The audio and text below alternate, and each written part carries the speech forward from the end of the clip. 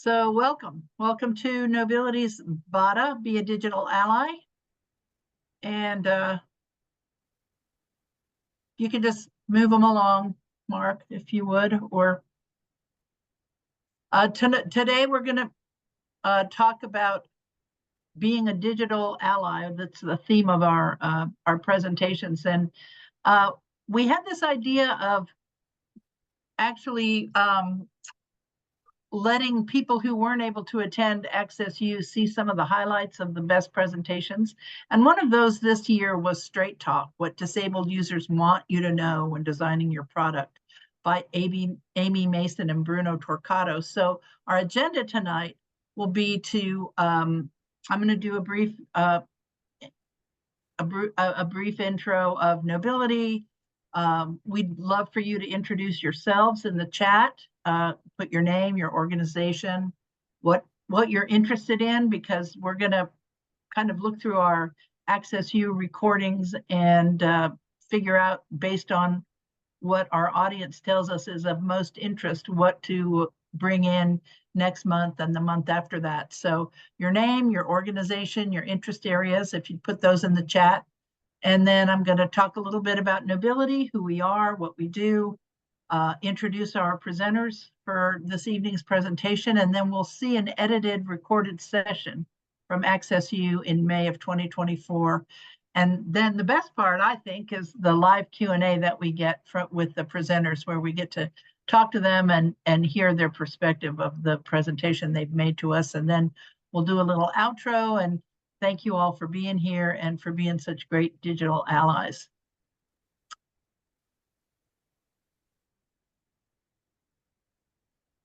Knowbility was founded in 1999, and our purpose there was to raise awareness and skills and active engagement in the whole issue of digital equity and equal access to technology for people with disabilities. At that time, accessibility was a kind of a rare conversation piece. People were still learning how to use the internet and how to make the most of the technology, the desktop technology that most people used, and accessibility wasn't nearly as forward as it is now. So we like to think we had something to do with that.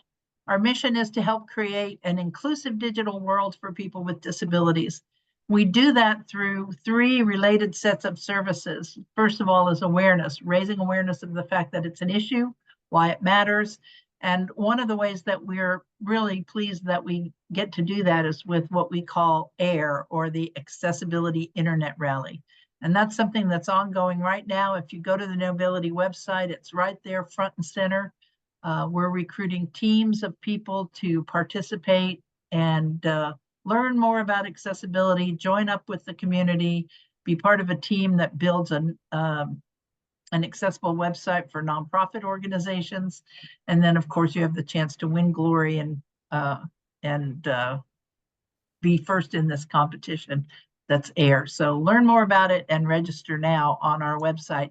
That's just one of many of our awareness programs, but I wanted to highlight it because it's active right now.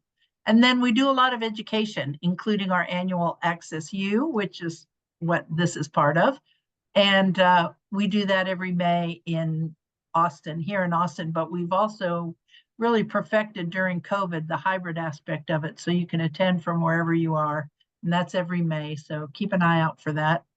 And then we do direct services to business and government agencies, including audit and advisory services, and there's, of course, more information about that on the web. So we've been doing all this for 25 years, and really welcome the fact that y'all are joining us tonight for this.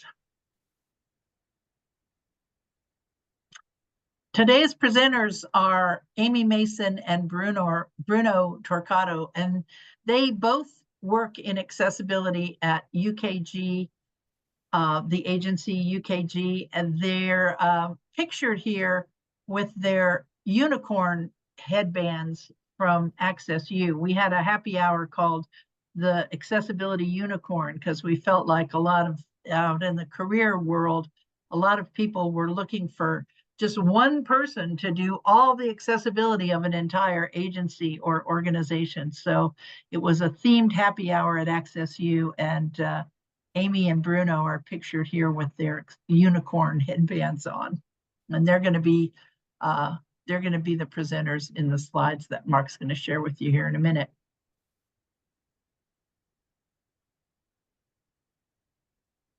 Our talk is called Straight Talk. What people with disabilities want you to know when designing your product. And so, nice to meet you. We're Bruno and Amy, or Amy and Bruno. We're both cat people. Yes. We have our selfies here with our cats. On the left, you've got me kind of peeking in while my Abby cat, who's a gray tabby, has got the majority of the shot. Followed a little bit lower by Livia, who is technically a tuxedo, but you can only see her little black face. And you see me here with my stepdaughters, Crunchwrap and Remy. They're also taking up the majority of the frame, as they should. I also got some cat socks on, you may notice, if you were out here. But yeah, this is us. It might be the humor that, you know, we've got these delightfully queer people having a session called Straight Talk is not lost on us. Not lost on us. If you can't see us, I'm wearing what I would describe as business attire from the feminine section, but definitely somewhere in between masculine and feminine, and I'm wearing makeup. And I've got a bit of an undercut haircut, so that's a little more of a masculine look. A blazer, navy blazer with little speckles of all the colors, with a lavender blouse, and a little bit of trimmed chin hair. Ooh. So yeah, neither of us are exactly the straight talk people. We're the queer straight talk people. So why you might want to listen to Amy? Amy, you want to tell them a little bit about yourself? I have been blind all my life. I'm also neurodivergent, ADHD, probably autistic. So I've been in the accessibility space as a user from the beginning. And I've also worked in a number of organizations where I've had the opportunity to talk to designers and developers, educators, and creators, and users about accessibility. Everything from instructing someone on how to use the iPhone with VoiceOver, through working with developers to create accessible calendar widgets, to working with standards bodies around understanding the realities of how the standard, say for EPUB, is being used and made available in classroom EPUB readers, or even the ability to create accessible EPUB from a blind person's perspective. Some caveats. Yep, there are some caveats, as wonderful as I am. I mostly have had experience with people who identify primarily as blind as their disability. Most of the people I've worked with have been adults or at least teenagers. I have really only worked in an environment where most of the people I've worked with already know that they have a disability and came in through a system where they were being assisted with that. And I also primarily have worked with people who are English speaking as a first language and working in the context of being here in the United States. And me, I'm Bruno. I've had about 16 years of broad experience in the web and software industry. A big part of that has been focused directly on accessibility, but I've run the gamut across the entire stack. So I've done software design, some development, usability testing, planning and facilitation. I've done some quality, some QA work as well, and more accessibility evaluations than I'm honestly comfortable doing. Recently, we've done a lot of work at UKG trying to grow the program. So a lot of the focus recently has been on teaching accessibility principles and growing the overall maturity of our enterprise system. So some caveats is that I'm not really a daily screen reader user. I'm more experienced in making accessible software than I am in using software.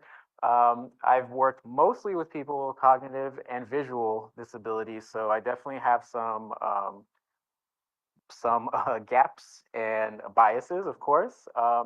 I've worked pretty much exclusively in this sort of corporate business to business environment, as contrasted with Amy, who's done a lot more work directly with community members and with teaching and things like that.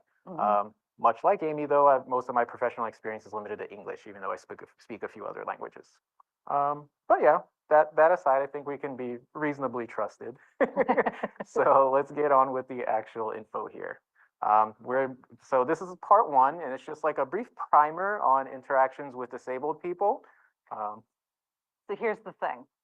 I promise most of us don't bite. We are, at the end of the day, just like y'all. We are just people, so treat us like other people, ask questions, get to know us, and we'll talk a little more going forward here in this section about what that looks like, how to speak about disability, etc. Yeah, so we're going to start right off talking about language.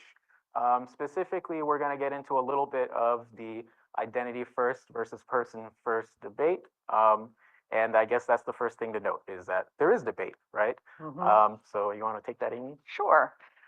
Person first language kind of came about as an attempt by a lot of folks who were well-meaning in trying to explain that someone with a disability is a person first. So examples of person first language, it's often used in academia, it's often used in medical contexts. Some examples that are actually relevant here might be a man who is deaf, a woman who is blind, a girl with autism, a boy who uses a wheelchair. So you are putting the person identifier before the quote unquote condition identifier.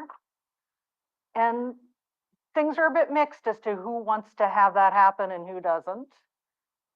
Identity first. Are we ready for that slide? I want to also just mention the brief quote that we have from Yes. the National Center on Disability and Journalism. So I'm just going to read this directly. In the past, we've encouraged journalists and others to use person-first language. This is what Amy was mentioning now, as a default. Even with the caveat that this does not apply to all, we've heard from many people with disabilities who take issue with that advice. For us, this really emphasizes the fact that no two people are the same, either with regard to disabilities or language preferences. So that brings us right to identity first. Identity first tends, and I won't say always, but certainly in the circles that I've run in, to be the preferred option for a lot of folks with disabilities that, once again, I've worked with and known. For example, you've got folks from the deaf culture who are actively proud of their deafness, and they would probably be a little bit upset if you called them always the man who is deaf. They would prefer to be known as a deaf man. Certainly, I, as a blind person, prefer to identify as blind first and not just person who is blind. I know that in the neurodivergent community, there is a lot of preference for the identity before the personhood. And really, just from a functional level, although sometimes it's legit, I think most of us mix it up, it gets really awkward because person first is not how we handle anything but disability. You don't generally say the woman who is gay or the man who is Jewish or the girl who is Black. You usually would use the identifier first. And like those other identities, it's not all of what defines us as people with disabilities, but it is a major part of our lives and it's part of our identities as people. And so we often want that included, especially if that's what we are specifically referring to. So that takes us right to the continuation of that quote that we had from the National Center on Disability and Journalism. And it ends on a note here where it says, and so we're no longer offering advice regarding a default. Instead, we hope you'll double down to find out how people would like to be described. We'll also include some guidance, but again, we encourage you to confirm on a case-by-case basis. So what this means for you, if you're running usability research, is by all means, you should be asking. You need to ask your users. Another thing that you definitely want to do is pay attention how people talk about themselves and do some mirroring of how they speak about themselves. Take note of what type of language they use, whether it's identity first or person first, while they're speaking about themselves, and mirror how they do that. So moving right along, we have a few more tips on etiquette, and this is about using common terminology. So Amy, you want to take this? Sure. So when we talk about common terminology for disability, there is a lot of stuff that is generally pretty much universal, at least here in the US. For instance, hey Bruno, did you see that movie last night? I did. Did you see it? I did. It was great. Or did you hear the gossip? Is that what you heard? Yes. Oh my goodness, isn't that great? I'm a little embarrassed to talk about it. Oh, I know, but it's so funny. Did you read that book? Absolutely.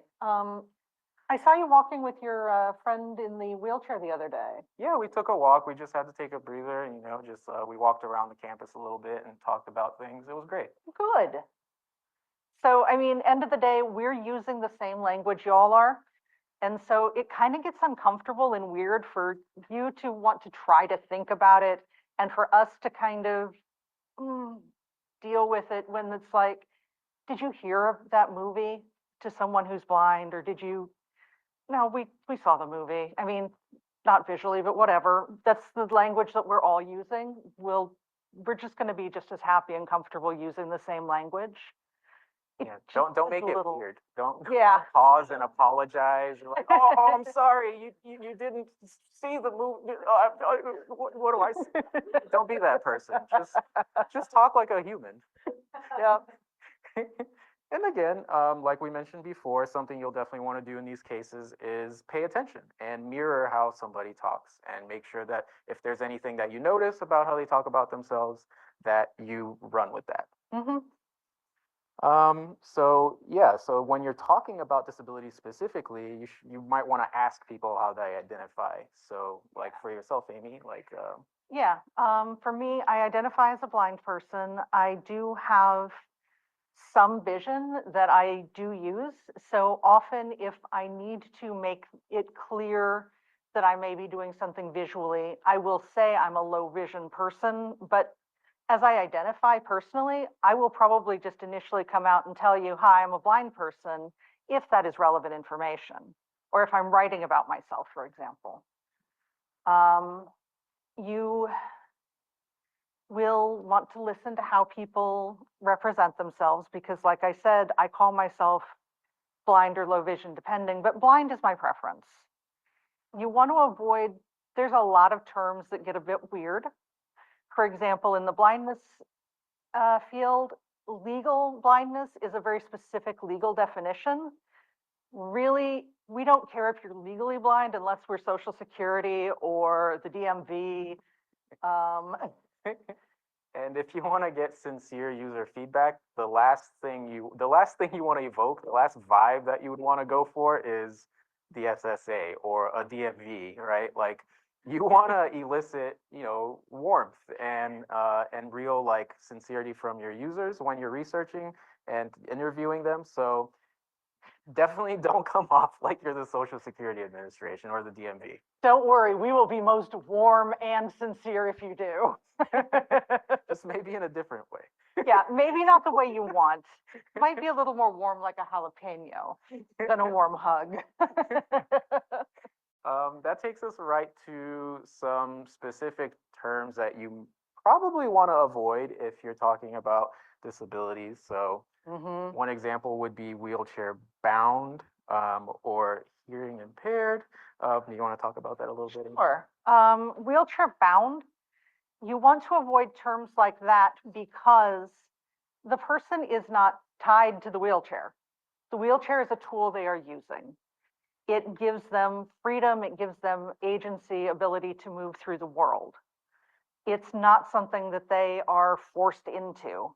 It's something that they're using to give them freedom. So you want to use terminology that shows that it's a tool being used. It is not a restraint on the person. Likewise with, well, not likewise, it's a very different topic, but there are terms that are just kind of out of fashion now for a lot of reasons. Hearing impaired tends not to be used as often as, say, hard of hearing or deaf, because it has gone out of favor partially because hearing impaired is kind of just icky. It sounds kind of medical. Uh-huh. It doesn't sound very casual or personable. Yeah.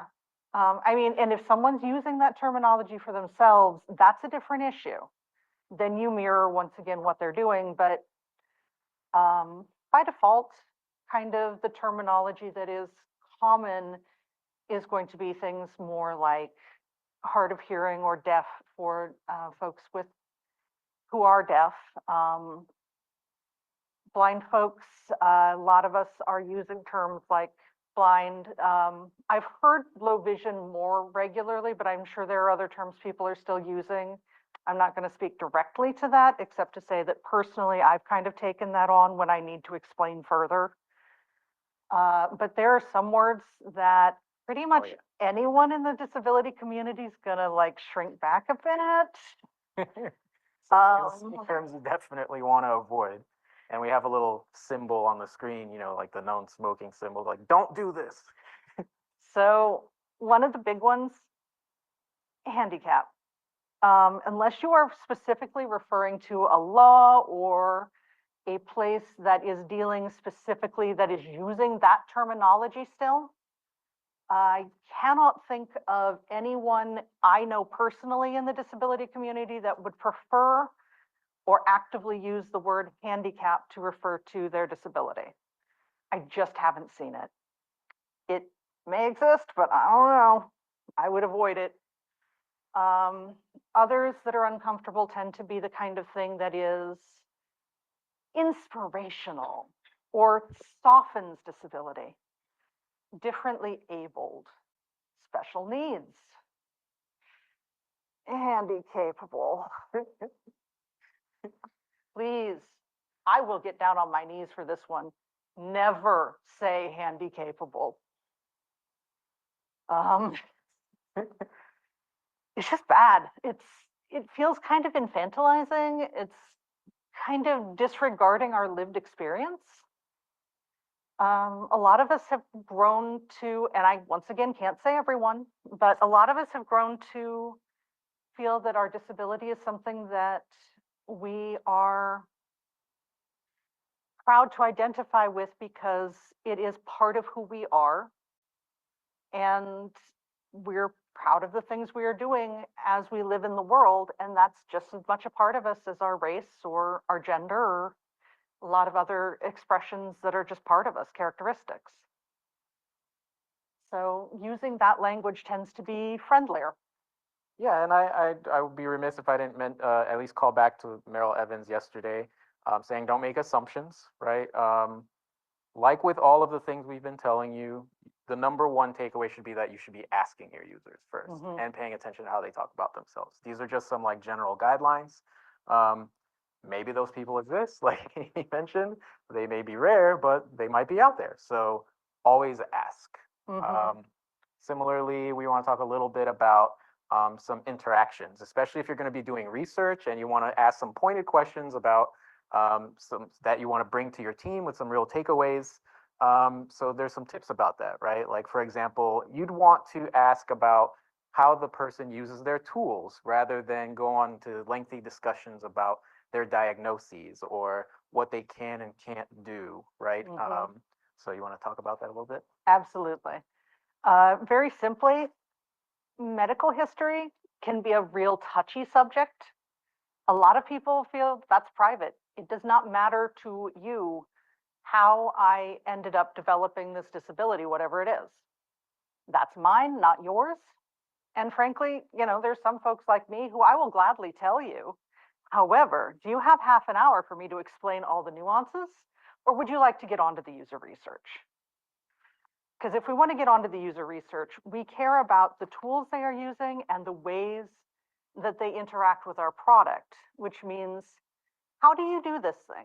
How do you visit that website? What tools are you using to access this experience in the world? And in the same way, it's very muddy when you ask about someone's capabilities. First of all, capabilities change. One day my eye is much fuzzier than another. One day I might read print, another day there's no chance on earth. And trying to get all of that kind of concisely down isn't going to help you nearly as much as, oh yeah, I'm a JAWS user most of the time, though sometimes I use Windows high contrast mode and smart invert or dark mode on my smartphone. Yeah, so for the researcher, some takeaways from that is, don't focus on asking stuff about the person's condition. Ask more about the tools that they use and what you really want to take away to your team. So, and you'd want to ask questions like, tell me a little bit about what tools you use to access the web or web apps or your phone. Tell me about some of the settings that you use. Or if you're about to show them a prototype, you might ask something like, explain your experience communicating in an environment like this that I'm about to show you. So you would want to shy away from asking like really pointed questions about someone's medical history or how they got to where they were, because it's just not going to be relevant to your study and it's not going to give you actionable takeaways when you're designing things. And honestly, it's going to waste your time. Even if the person wants to explain it, it's just too generalized and not focused on where you want to be. And it can make conversations really uncomfortable. Indeed. So that takes us to our next section. We're going to talk a little bit about planning your inclusive user research. If you know a little bit about how to talk internally at your company about this topic, you might start bringing this up and you might even convince somebody that you should be doing some research and then they'll go along with it. Nothing about us without us. Absolutely. And so the idea would be, well, really, we also heard yesterday, nothing without us, period, right? Like, I like that takeaway from yesterday that whether it's about us or not, nothing without us, right? Like, always include people. That's a really good takeaway. So maybe you've convinced someone, or maybe you need help convincing somebody because you're in the really early stages. So that's what we're going to be focusing on now.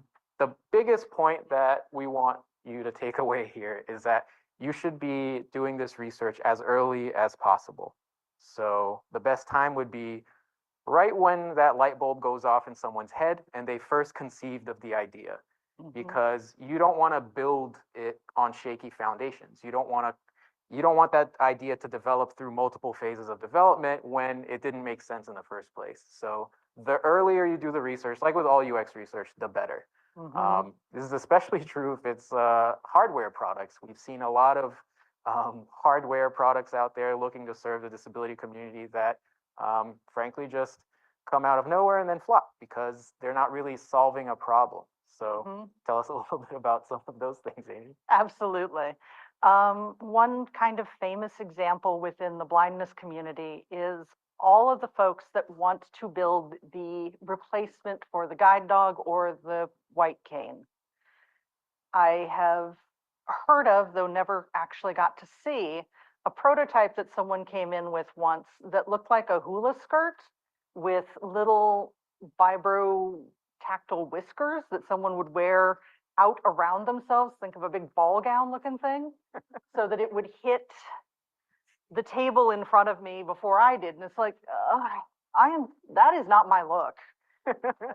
Not to mention, I am still going to go tumbling down those stairs. Likewise, you're looking at a lot of the vibrotactile canes that are happening right now.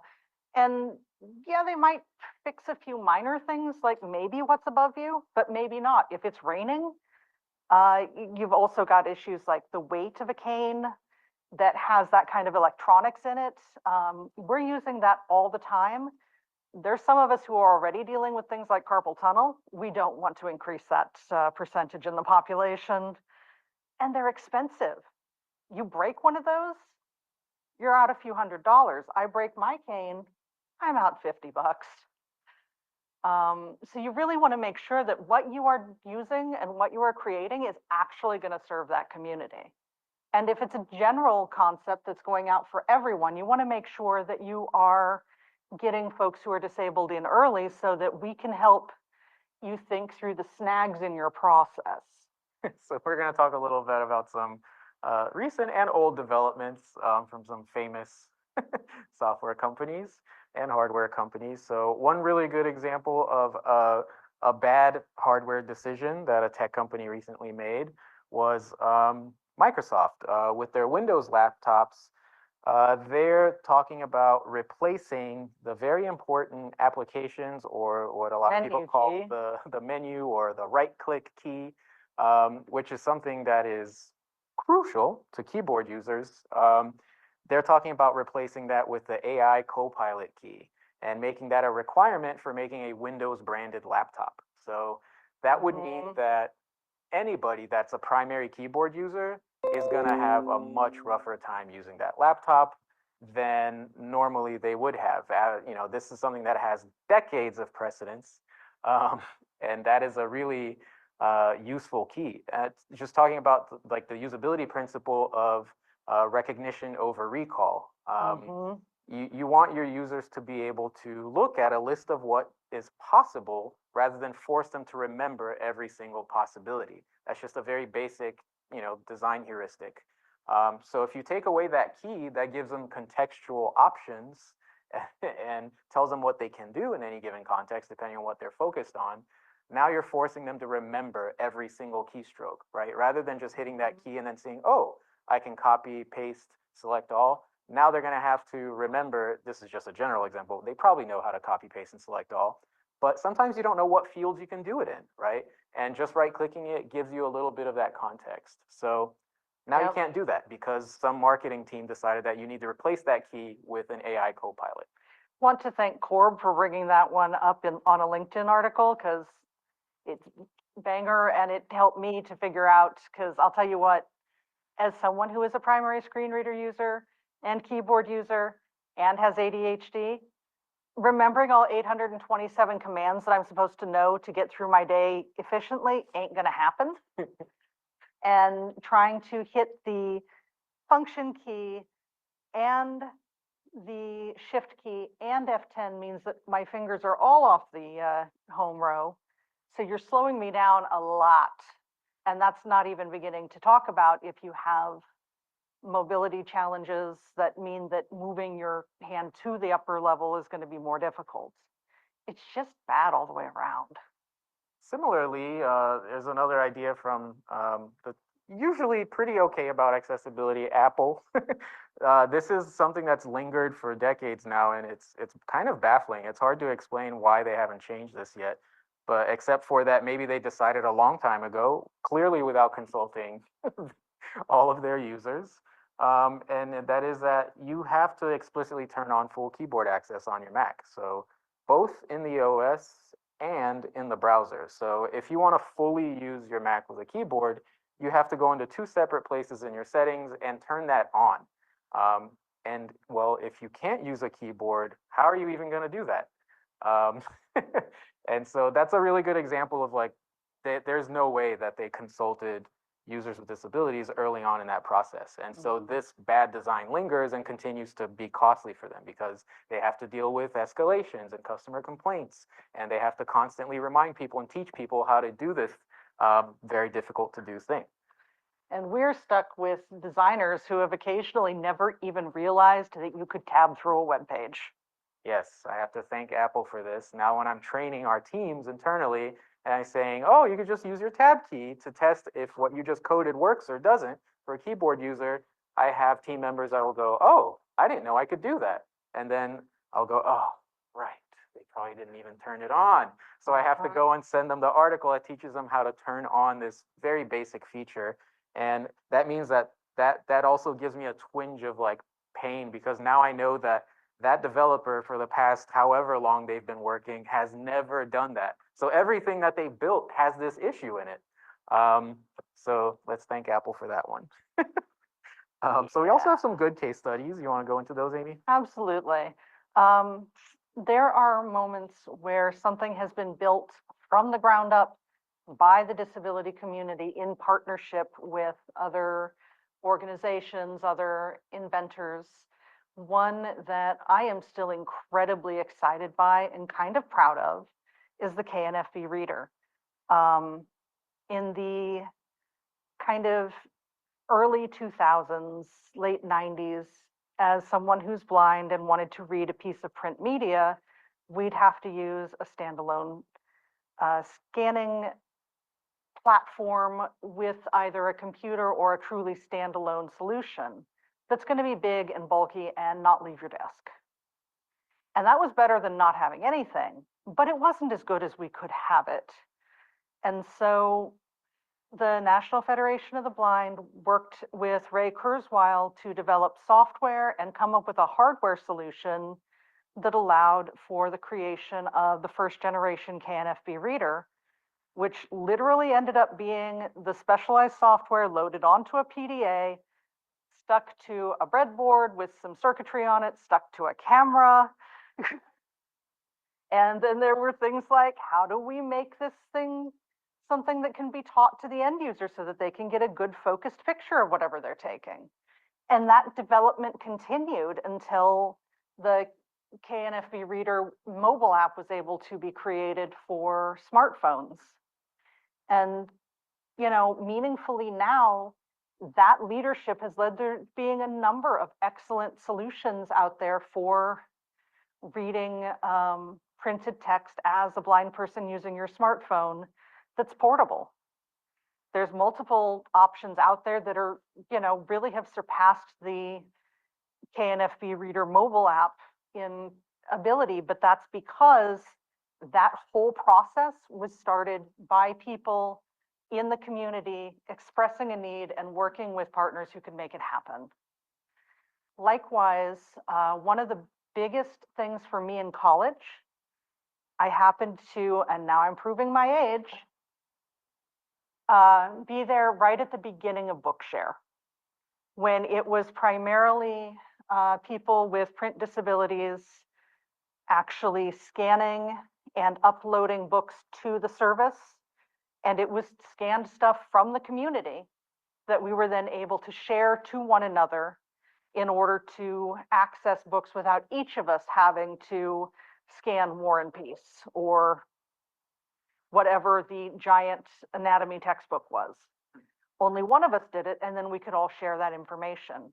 And that has grown in such a way that today we have publishers who are making sure that Bookshare can ingest that material, and it's available to all sorts of folks who have print disabilities to get those books in a format that they can read, whether that be reading it on a portable braille display, enlarged, listening to it, choosing a specific font or color set.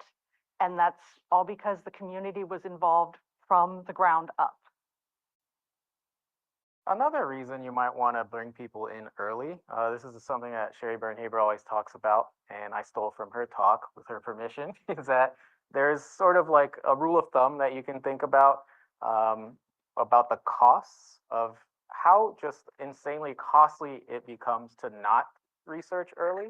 So if you can imagine an accessibility issue that you would normally catch at the requirements phase, like we recommended, you know, as soon as that light bulb goes off, as soon as someone comes up with a concept, at that stage, it might just be a single line item in a bulleted list, right? Glancing at that and saying, no, that doesn't make a lot of sense, costs very little. And it costs very little to just highlight that one line in a bulleted list and hit the delete key. It could maybe cost just $1, right, of someone's time. Now, if that same little idea gets kicked up to the design phase, now you have a designer spinning their wheels on this sort of flawed idea. That might take them, you know, maybe a few minutes to come up with a design, maybe a few hours, whatever the case is. But what would have normally have, you know, cost you $1 to just delete a line item, now you're saying, oh, and there's been a lot of time spent designing it, the actual solution. So if you catch it there, good. You know, maybe it's something that costs you only $10 to catch. If you kick that further up the chain, now you've got people coding that flawed idea that your designer created, that might cost, you know, maybe $100 of a developer's time because they're spending, you know, developers are problem solvers. So even if you give them a flawed problem, they're gonna chomp at the bit to figure out the best way to do it. And so, you know, something that could have been $1 is now 100. Likewise, you kick it down the road to testers. If you have a good ratio, you probably have a few more QAs than you do even developers. And now you've got multiple people all spinning their wheels and wasting their time on something that is fundamentally flawed.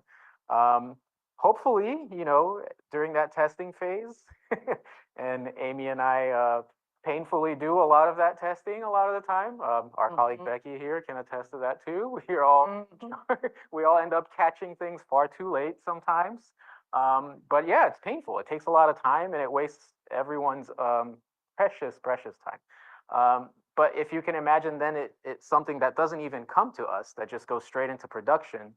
Now you're also spending money on deploying it, right? Like somebody has to figure out how to put that up on a server somewhere. Someone has to figure out how to sell it to the customers. Now you've got customers out there actually using it and figuring out that it doesn't actually work for their disabled employees, for example, right? And then now you have to involve support. We have tech support people handling those issues. Then the three of us will have to get called into a support call to help the customer be reassured that we actually do have people that understand users with disabilities and that we are working on it, right? And at that point, you've involved so many people and so many hours of so much of their time that what could have just been that quick delete key of the one bulleted list item is now, you know, easily $10,000 that you've been spending on this, or way more. I mean, if it's in production, that's Yeah, if it's in production, you're lucky if all you get's a nasty RAM. Unfortunately, we are all aware that right now we're in kind of a litigious place when it comes to accessibility. And sometimes that is, for us as a disabled user, the best tool that we have to make change. But I don't want to have to go that route with you. That's exhausting for me. It's exhausting for you. I don't want to be your adversary. I want to be your partner. So, you know, it's something that none of us want to dwell on, but is a reality that we have to be aware of. If things get out there, that's a reality that can happen if you're not showing yeah. the humility and awareness, which I think takes us to our next point, doesn't it? Sure, I think we're moving on now to Or did I miss a page? we're still planning and places to find users. Oh with yeah, disabilities. I missed a whole chunk. Look at me go. But yeah, if you're at the point where you're able to do this testing at whatever phase you're in, you're gonna need users, right? So to help you plan that, we have listed out here of, you know, people with disabilities exist, right? Disabled users are out there. That's not a valid excuse that they're hard to find or any of this. So if you ever hear that, just you're going to be able to download this slide deck. All of these things here are links. So the first thing that we absolutely have to mention on here is that Knowbility, our gracious hosts, they actually have a whole program around this called AccessWorks. So I don't want to, you know, be rude and not mention our hosts. They're very good at this. So you can reach out to them directly and find users for your tests. Likewise, there's lots of consumer organizations. Yep. Consumer organizations of people with disabilities are going to be some great resources for you because they have the same goal you do of making sure that the tool is going to be accessible to their membership. What we have on the slide, I need to tell you right now, is not everybody. These are representative samples. What we've got on the slide includes places like the National Federation of the Blind, National Association of the Deaf, Autism Self-Advocacy Network, ADA, the Attention Deficit Disorder Association. Those are all organizations that, to my knowledge, with the possible exception, though I believe this is true of the National Association of the Deaf, are people who are of the community and are not being spoken for by advocates but are actually community members within the disability organizations. To my knowledge, NAD is also that. I just don't know that organization as well as some of the others. Likewise, we also have those agencies that directly serve communities. So Lighthouse for the Blind in San Francisco will set up user testing. Centers for Independent Living, and in this case, I just mentioned the Boston SIL. You may even be able to work with organizations that do vocational rehab, may be willing to send out emails on your behalf to some of their clients who may be willing to work with you. Beyond that, if you know the kind of tools that your users might be using, like if you're looking for screen reader users, you can check for things like Reddit forums or mailing lists for people who are JAWS users or voiceover users. And speaking of voiceover users, one of the biggest communities out there right now that's really an easy one if what you're looking for is visual and non-visual access to Apple products is going to be the AppleVis website and the community that's built around that. And, you know, here's the other thing. If you have shown me that you care about accessibility by giving me information about your accessibility on your webpage or through other resources, I will likely contact you. Like, we have accessibility at UKG. .org. And so if I'm having a problem, I feel more confident that if I send something off to accessibility email, someone will know what I'm talking about and may be willing and able to help me. Whereas if I send it to support@yourgreatapp.com, I have no idea if anyone's going to even know what a screen reader is. And I may not bother. I may just move off and not care about yourgreatestapp.com and go over to this other thing that kind of works.biz. shout out to Becky for filtering through all our accessibility at UKG emails. Thank you, Becky. Oh, yes, we have a question. Oh, where's our microphone? Just want to make sure everybody online can hear as well. Yep. When it comes to user research, like who to be involved. So everybody's different, obviously, and different disabilities are different. I work with clients who they want user research done. They don't necessarily know who needs to be involved in it. They just know that it's important to make sure that their website gets verified by real users. So what kind of cross-section should we be including in our panel of user, a panel of users? Does that make sense? It makes sense. I would say as wide as possible, and where things are going to be challenging, start with the largest population that may encompass smaller populations. For instance, if you've got, if you want to make sure that your base level is keyboard accessibility, you have gone a long way, though not the whole way, towards screen reader accessibility. If you have looked at, if you are looking at some of the mid-level vision issues, you're going to catch a lot of people because there's going to be a whole lot of folks who have, frankly, poor devices where color contrast is going to be much worse. You're going to have folks who are just a little older and, oh, that text is so small. You know, part of the disability community doesn't even know that we have disabilities.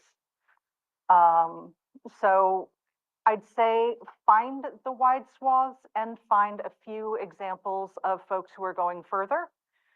A good resource to just kind of uncover what some of those types of users might be is the W3C. They have a series of really short videos highlighting different use cases for people with disabilities interacting with the web or with apps.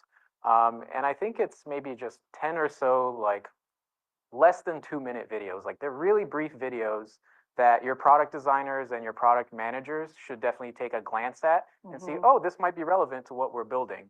I forget exactly what the series of videos. Accessibility perspectives. Accessibility perspectives. That's the series. That's if your team is just very naive and hasn't really looked into disability issues before, that would be a really good starting place. The W3C's perspectives. It's a really good starting point. And then from there, you could see, you know, oh, wow, this might actually impact somebody with a mobility issue, or, oh, that's something that would definitely be a problem for a low vision user. You know, you could just see these little perspectives videos and it might, you know, turn on some light bulbs in your head about who you want to research. And then you can refer to this list and find those people. Oh, we have another question. So I've known that user testing is super important. I want to start doing it in my company, but I haven't. What's the way to approach these companies? Like, if I want to talk to the National Federation of the Blind, how do I actually phrase what I'm looking for, and what sort of response should I expect? The organizations are going to offer different levels of support. I will admit, some of these folks, I've not even checked whether or not they would pass things along, but I can explain how it works some for both the National Federation of the Blind and the San Francisco Lighthouse, because I worked in both of those places previously.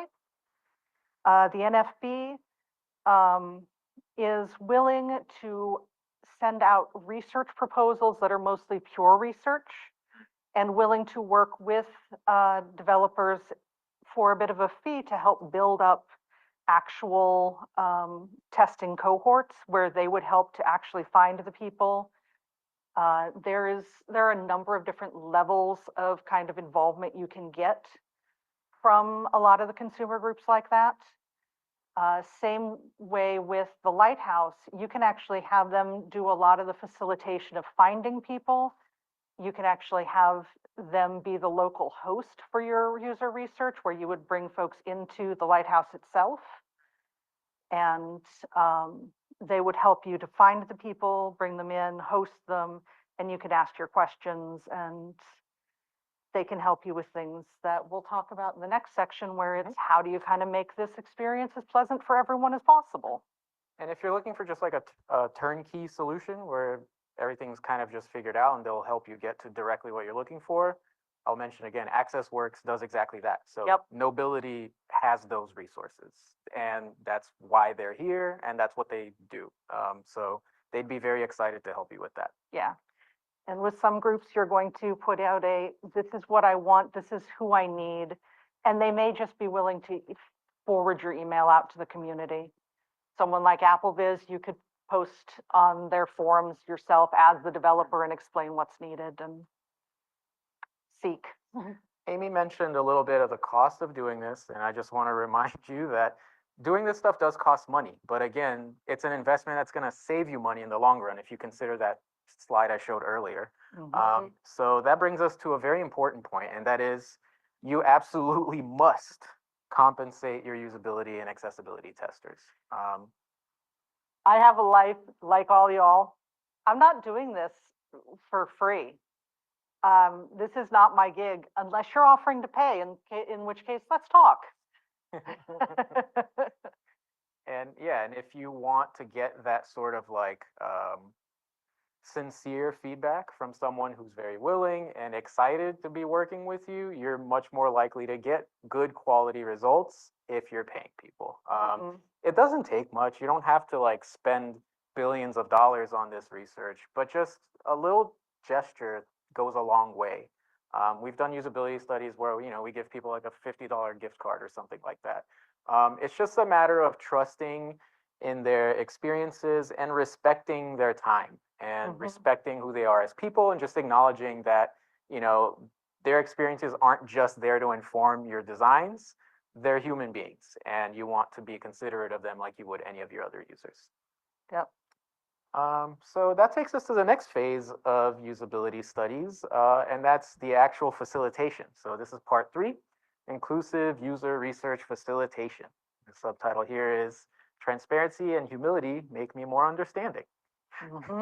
So speaking of that, Yes.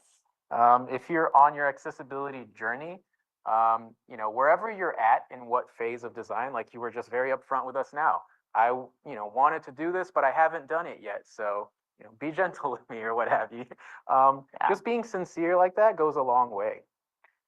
And honestly, everyone here in this room and on Zoom, I'd like to briefly, honestly applaud you because you are here, you are doing the work, you are wanting to learn more. And that in itself is a good first step.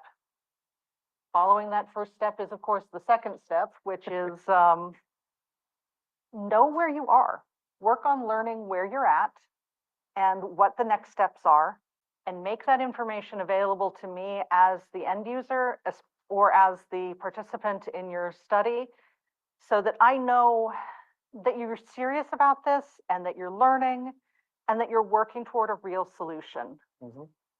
Roadmaps are going to make a big difference to my understanding of we are still having real problems in this area. We are hoping to fix it in Q2 of next year. Gives me an understanding that you have an idea of how you're getting there. And that you're just actually making a commitment, and this isn't just, sort of like a shot in the dark, that you're really going to take this and do something with it. People respond to that. I And- swear I'm really serious about accessibility.org is not enough. Yeah, increasingly, at least in our case at UKG, we find that our customers, I mean, they're spending a lot of money on our software. So increasingly, when they come to us with accessibility concerns, they're asking for roadmaps. It's not enough for us to tell them, oh, this doesn't work. They're like, okay, that's fine. We'll work with you on that. When will it work? And, just having that sincere conversation about, where you're at is very important as a first step. But you're going to want to take that farther and say, we're planning to do this in the future. We're planning to do that. People want to know. And one thing you definitely don't want to do when you're researching or talking to your users with disabilities is decide for them what they should and shouldn't care about. I get real cranky if someone tells me, oh, you don't need to worry about that setting. It's not important. If it's not important, why is it there? It's kind of, infantilizing. Like, who says it isn't important? Maybe I am the one person in the world that wants to use Markdown on your webpage. It's like, oh, why would blind users want to use photo features or something? Just don't be that person, Don't decide for your users what they care about. Ask them what they care about. Ask what they care about. Yeah. So transparency and humility, like how you might show that is just talking like a human. So an example, and this is all, jargon is very bad. You would definitely want to avoid jargon when you're talking to your users. And the following word salad is all terms I have actually heard coming from our company at different times, right? Like you wouldn't want to say stuff like UKG makes a B2B SaaS HCM suite for a variety of market segments from SMB to large enterprise. We drive engagement, right? You wouldn't want to be that person. So you want to turn that into English. You want to talk to your users in a way that they understand, right? You want to say, UKG makes online software that lets companies provide a way for their employees to request time off, view pay stubs, sign up for benefits, and other critical workplace tasks. It also helps managers and admins keep those things operating smoothly, right?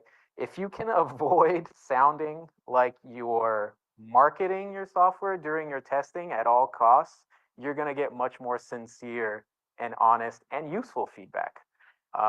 Honestly, I've worked there for 2 years and I'm not sure I know what all of the things in the first paragraph mean. I've worked there for 16 years and I don't know what most of that means.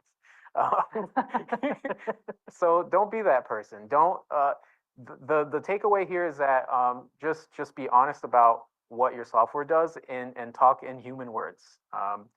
Research is absolutely not the time to be marketing or overselling your solutions. If anything, you want to undersell. If anything, you want to be really honest, like we said earlier, about what your blind spots are, what you're missing out on, what you haven't done yet, because that's how you're going to get better feedback, because then the people know what to focus on.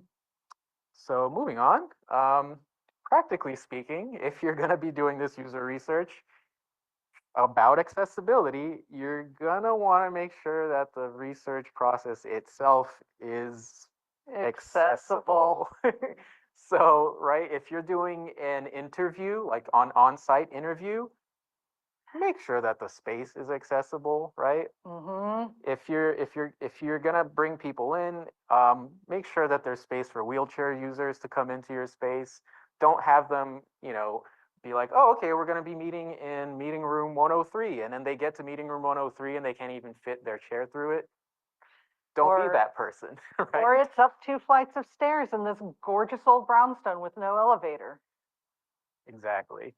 Um, you might benefit from variable lighting for some of your low vision users or, and that's spatial things. Mhm. But digitally, you want to be thinking about this too. You want to make sure that things like your NDA is something that can be read electronically, signed electronically, possibly, because neither you nor I want you to spend 15 of our 45 minutes reading the NDA to me and then me having to try and figure out where to sign the thing. It's not a good vibe, and you'll never get the people if they can't use your survey in the first place. Mhm. Sometimes we have online pre-surveys or screening surveys to find the users and make sure that the people that are coming in will be able to give us the feedback that we want. If the platform that you're using to put up that survey isn't accessible, well, then you just missed out on a really good opportunity to actually find real users, right? Mhm. Similarly, we talked about the importance of paying people. If you end up using a digital payment platform to give people gift cards, or if you're sending them, some whatever Disney dollars are out there, like Amazon Cash or whatever, you're gonna want to make sure that the whatever platform you're using is actually accessible, right? You want to Mhm. actually look at your research process from top to bottom and make sure that you're not leaving anyone out. Otherwise, you're going to miss out on really good feedback. Right. Um, while you're testing, and if you just trust in the idea that you don't know what you don't know. Mhm. You're going to want to always ask people things. If there's any way that you can make it more accommodating for them, if there's anything that you might have missed, give people the opportunity to give you the feedback, even about the process itself, or Mhm. just a sincere question of, is there anything you might need to access this test? You're going to be using a prototype in a web browser. What might you need for that? Just ask, because there might be, you don't know what you don't know. Mhm. So even if you end up creating something that has some of these gaps, just asking people gives them the opportunity to fill in those gaps. So you might have Yep. made a mistake, and that's fine. But if you're not asking, you just wouldn't know. So ask. Always ask your users. Always ask. And remember the progress over perfection thing. That's true for anything that we're doing ourselves.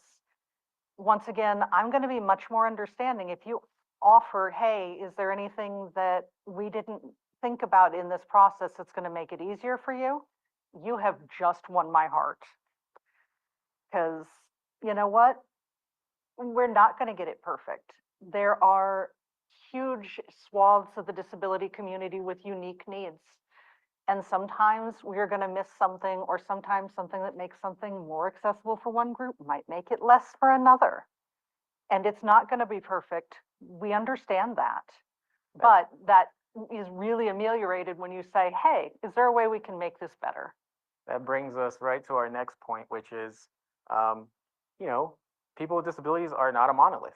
There's some things you want to consider when there's maybe people have different histories or journeys about how they got to where they are, and you want to ask about those things. Again, like we mentioned earlier, you don't want to focus on like a history or like medical details, but you want to ask open-ended questions to kind of arrive at how people navigate the world so that you can be sensitive to it.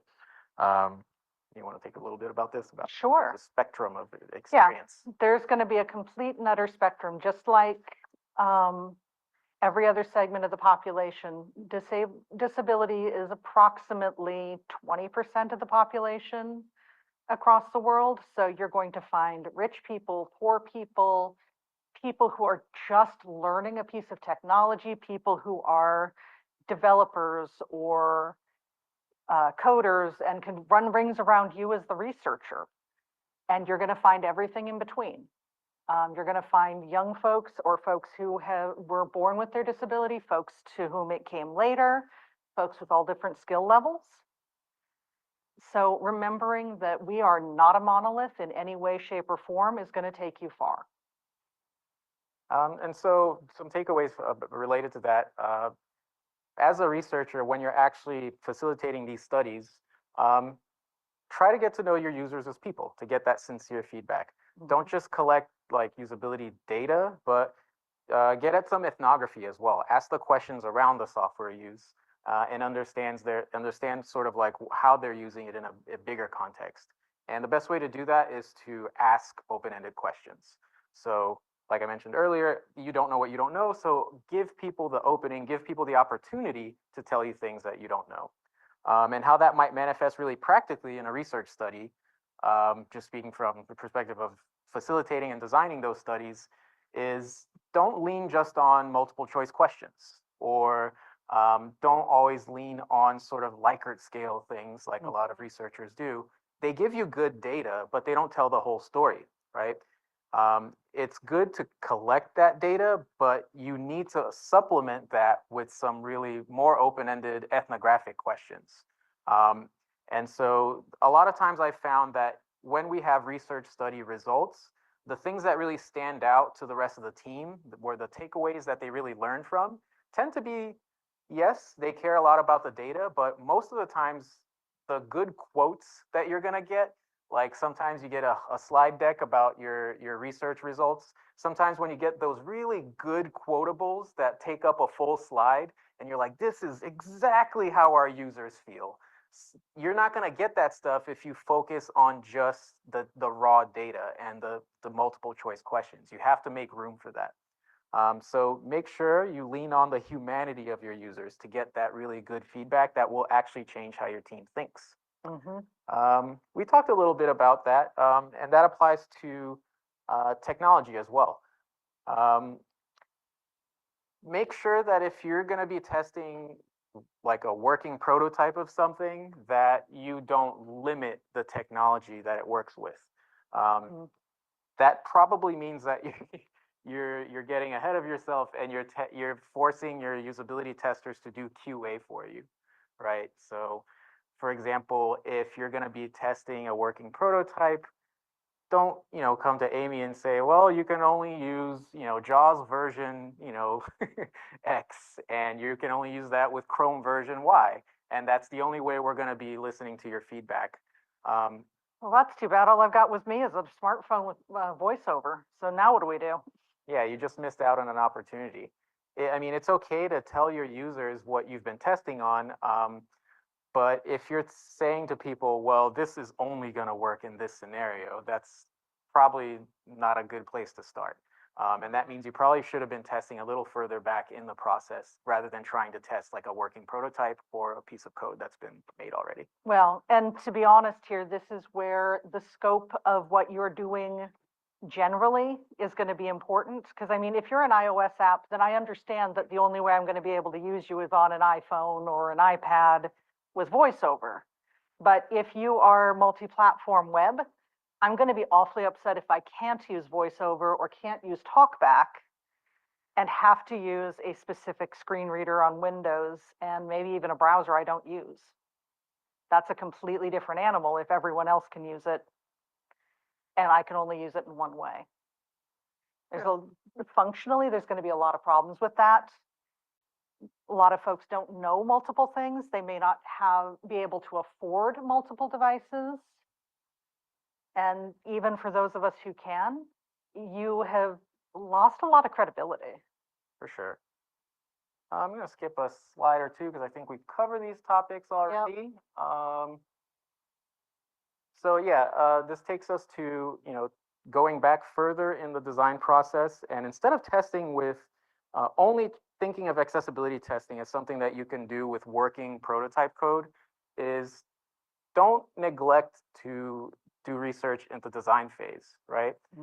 You can absolutely test a design for accessibility, including for blind people. You don't have to wait until you have a fully built solution that they get in front of with their screen reader. So how might you do that, right? Like if you have a design that's already been figured out, visually, there's a layout, there's some copy that some designer has written. you can provide text-based alternatives for your users, right?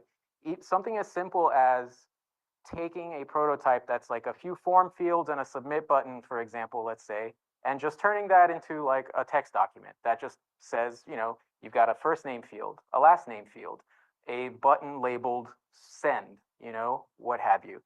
That's a really low technology, low effort way to take what's been created as a visual design and to be able to put it in front of a blind user and get real feedback on your wording choices, the order of the form fields, if it actually makes sense to be collecting that type of data for the task that they want to complete, right? Mhm. There is no excuse to not be doing this stuff. There's very low effort, low, low technology ways to get at that data. And what that might mean is, as a researcher, you might have to take on the responsibility of learning how to talk about this stuff. So that just might mean talking about interactions more open-ended. So for example, don't be really technical with your language. Don't go to your users and say, oh, there's a select menu here with these options, because depending on what technology they use, maybe they call select menus Pop-up, pop-up buttons or combo box, combo box. drop down. There's all of these words that mean the same thing, and everybody uses a different one depending on what technology they're coming from and what history they have. So just learn to talk about these things in a more general way. Instead of saying there's a select menu or a pop-up button, say, here you have a field that will allow you to select from a few choices. This is the label, these are the choices, right? And that is a way of conveying it in a way that everyone will understand and that you're going to be able to focus on the actual feedback for the design. And this is all stuff you can do before you ever code something and find out way later down the line that you used the wrong component or what have you, right? You can focus on the wording and the choices themselves. And that also allows you as a researcher to have a backup plan. There's going to be software bugs. Screen sharing might break down as it always does. Or your participant just might be having a bad day. Amy, you want to maybe give us an example of that or just talk a little bit about that? Yeah, it is possible that your user may have come in and their computer isn't gonna work and they were the ones with the screen reader on it. So you may be describing this option for them. There may be situations where you don't have a precise prototype, but you could lay something out. I taught people years ago, this is admittedly a little bit of a side story, but I taught students who had never really used Windows before how the Windows desktop was laid out using Lego. And it was able to give them an understanding of some of the commands they would use, because if you're using insert F12, you get the time and date. Insert F11, you get the things in the system tray. And one of my students is like, well, does that mean if I use insert F10, I get the things on the taskbar? And I'm like, you should try that. And of course it worked.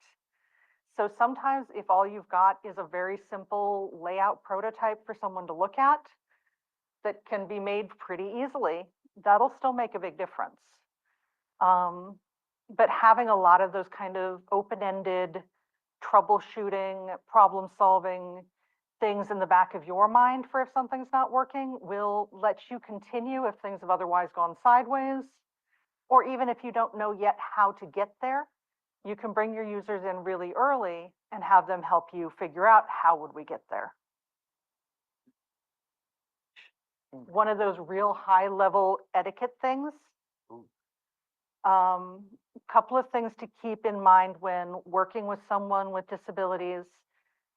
If you think that they might want assistance, feel free to ask. Would you like to take my arm? Is there a way that I can help out? And do not get upset if they say no, because they have figured out how they're going to do it and they're set.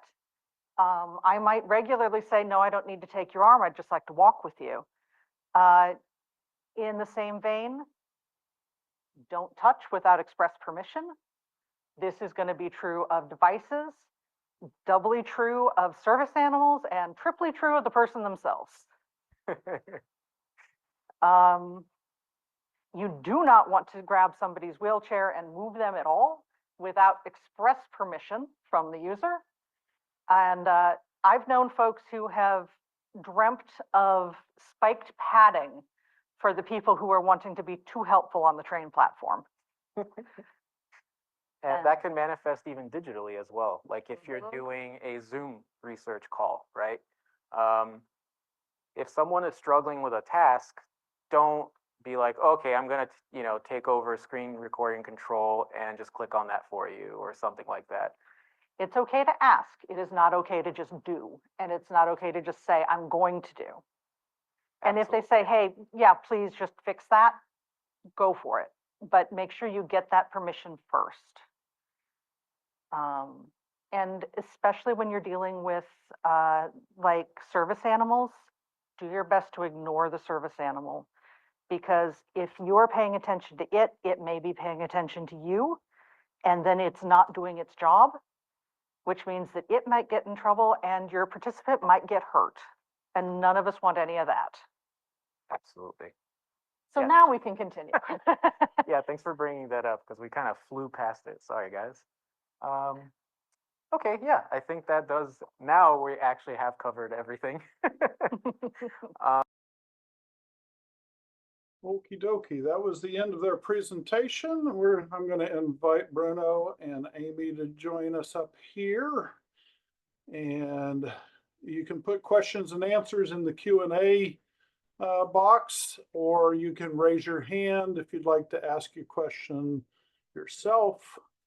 And let me get I Amy. just want to say thanks while everybody's getting their questions lined up. And first of all, thanks to Amy and Bruno for coming to XSU. We had a blast. I don't know if you were here when we shared your photo from the happy hour, from the Unicorn Happy Hour. Great photo and great time having you there. And then also for giving us permission to rebroadcast and invite people to learn from your experience without having had the opportunity to go to XSU. So thank you both so much for being here. It was Absolutely. absolutely a pleasure. Okay, well, the questions are coming in, so I'm gonna let Mark go ahead and monitor that and be the MC. Okay, well, we've got one in the chat. Are there any accessibility concerns when it comes to scrolling down longer websites versus shorter websites? One thing you want to definitely be aware of is infinite scroll is going to cause problems for anything that is beyond that infinite point. Absolutely. Because if you infinite scroll, the keyboard user, the screen reader user is not going to be able to get to anything beyond it. And personally, I do not enjoy having everything on a web page, especially a long page, cut off. Like Amazon reviews, you get the first 4 or 5 sentences of a review and then you have to hit the more button and then you've got to go back to the last one and forward again.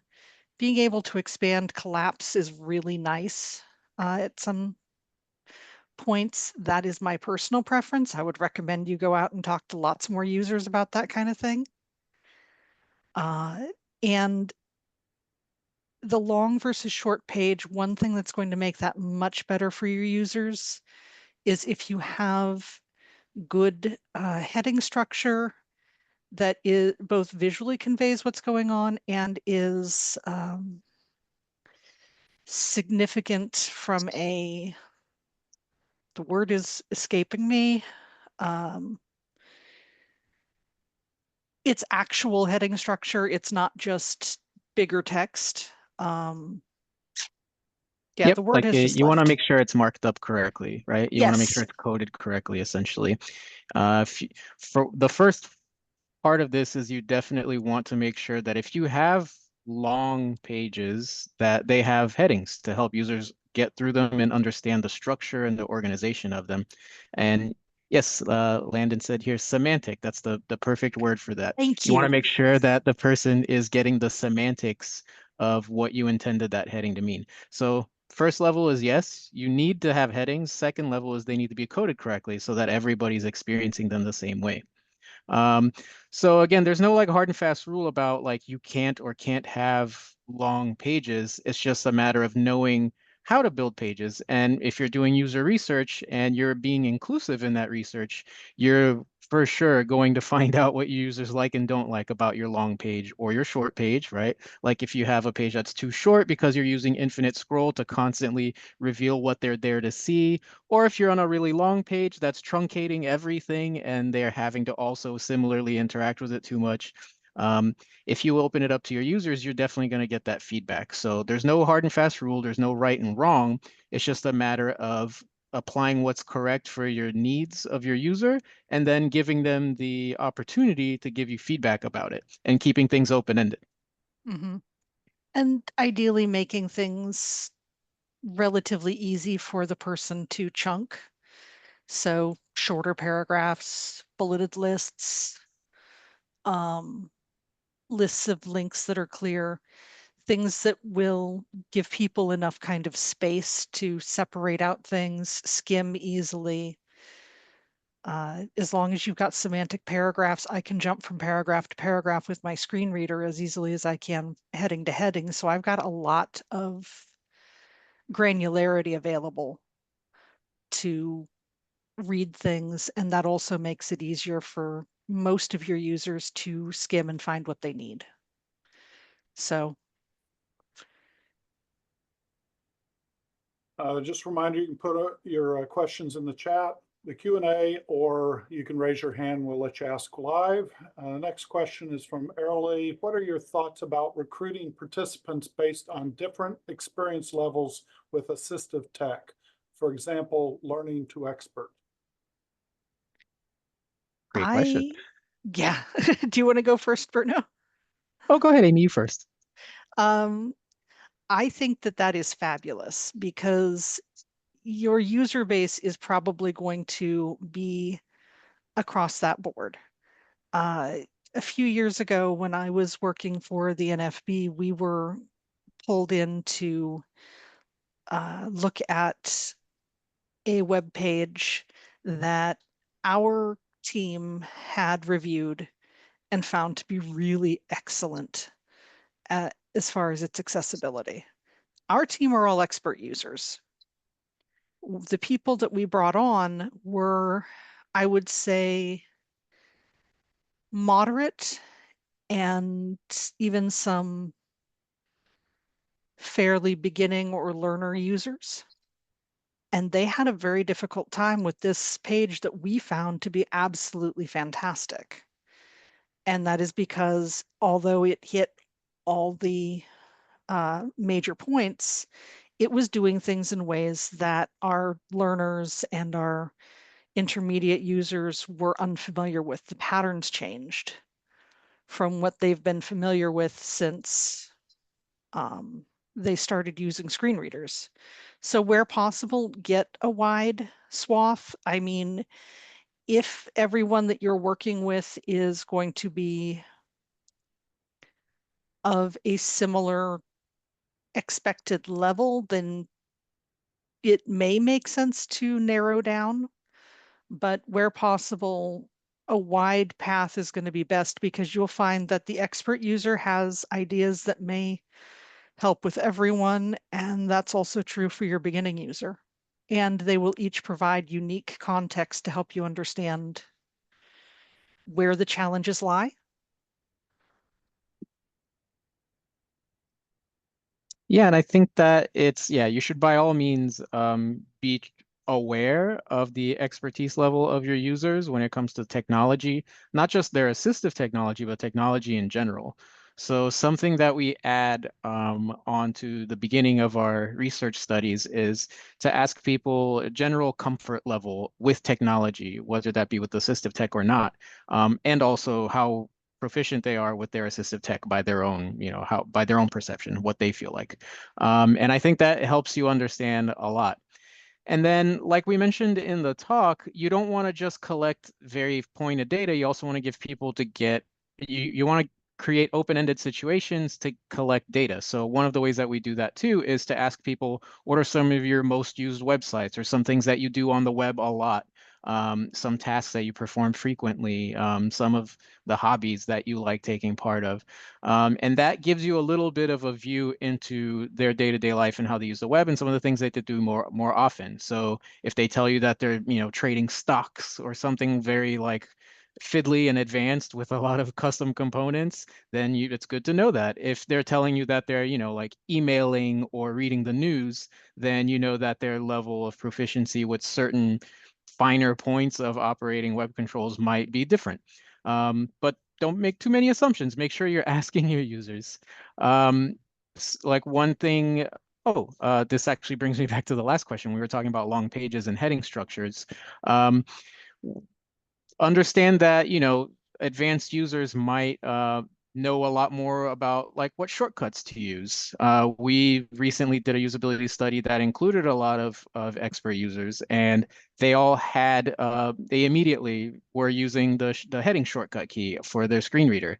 Granted, that might be something that you'd find across a broad range of users, right? Whether they're newer or more experienced. But because these people were very expert users, we just knew that right away, as soon as they opened any page, the first thing they did was match their H key to get those headings. And that's something that's going to be really important for your user base. Understanding where they're at in terms of both their technology comfort level and their assistive tech comfort level. Excellent question. Another question from Matthew. Another kind of specific case, but would a news ticker widget on a website cause problems for accessibility?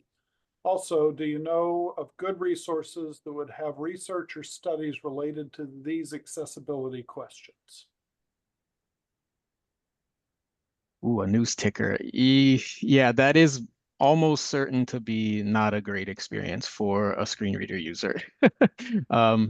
Amy, do you want to take that one? I suppose it may be possible to make a news ticker that is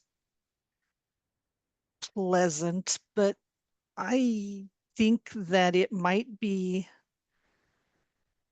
a better option to give someone a method to update that independently, because you've not only got the challenge of it either not being read by the screen reader as it changes or interrupting what the user is doing on another part of the page as a screen reader user. But you also have the concern about this news ticker updating being something that you're going to need to provide a pause feature for, because there are going to be folks for whom motion on a web page can be a problem, whether that's someone with ADHD whose attention is drawn away every few seconds, or someone who is made physically uncomfortable by motion on screen, who might otherwise normally turn off animations. I tend to find that automatically moving things will often be coded poorly for screen reader interaction and keyboard interaction. So my preference is allow me to update them when I'm ready to. And you clear a lot of that, those potential pitfalls. And one thing that was asked for is particular research studies that we can point to. I'm afraid I don't have anything like that on No. hand, but I can tell you that anytime that we've tested even very carefully crafted, very carefully timed live messages that pop up during the user's flow that aren't exactly where they are on a page, that has potential to go wrong or confuse people. Even in our last usability study that we did with 5 expert screen reader users, the live announcement of an error message is something that did come up for at least one user as creating an issue. And so that is something that you're going to want to be aware of. A news ticker is problematic, not just because it is a live announcement and because it's constant motion, but because it's intentionally designed to take someone's attention away from what they're doing. And that's on its face kind of a unkind interaction. It assumes that the user, for some, maybe for some cases it could be perfect. Like if somebody is just trying to passively discover new information as opposed to really, browse things manually. But in almost all cases, people want to be in control of what they're doing with interactions, and that's whether they have a cognitive disability or whether they're using assistive technology. You want to make sure that your user interface isn't intrusive and you're not relinquishing the control as a user. If you do a usability study with any folks who have cognitive disabilities like ADHD or with anybody who is using a screen reader, you might quickly find that this feature does create some problems. And Matthew, if you'd like to just send a note to Access Works at Knowbility, I'm sure Ashley would be able to share some of their studies are not shareable because people don't want the world to know how problematic some of their products were, but some of them that have been really, had good results and we learned a lot from, I think she could share information with you. So I think, Mark, are we over time? Do we need to wrap? I wanted just to say thanks to everyone for coming. Big thanks to Bruno and Amy for making time once again to let us use their excellent presentation and then to come visit with us. We'd love for those of you who joined to stay connected to us. We have a newsletter you can subscribe to. All of these links are on our website at knowbility.org. AIR is our accessibility internet rally that we're enrolling participants right now.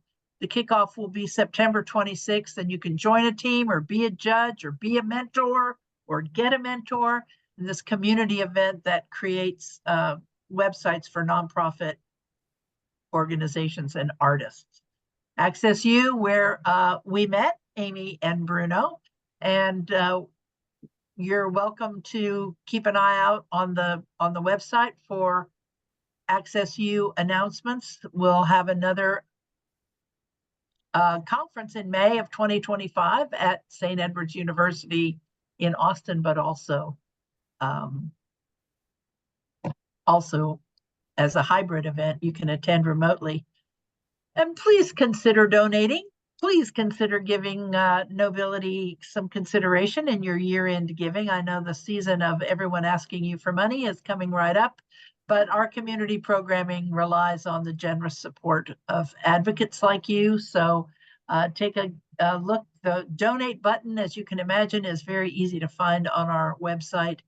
And again, stay in touch, volunteer. There's many ways to help support the mission of digital equity, including just coming to these and learning about it. So thanks again. Take the survey. We'll include this in the follow-up email, the link to this survey. Tell us what you'd like us to focus on in the future. And again, another big thanks to Amy and Bruno, and to all of you for being here, and to Mark for doing such a good job of keeping all the tech running smoothly. Thanks, everyone.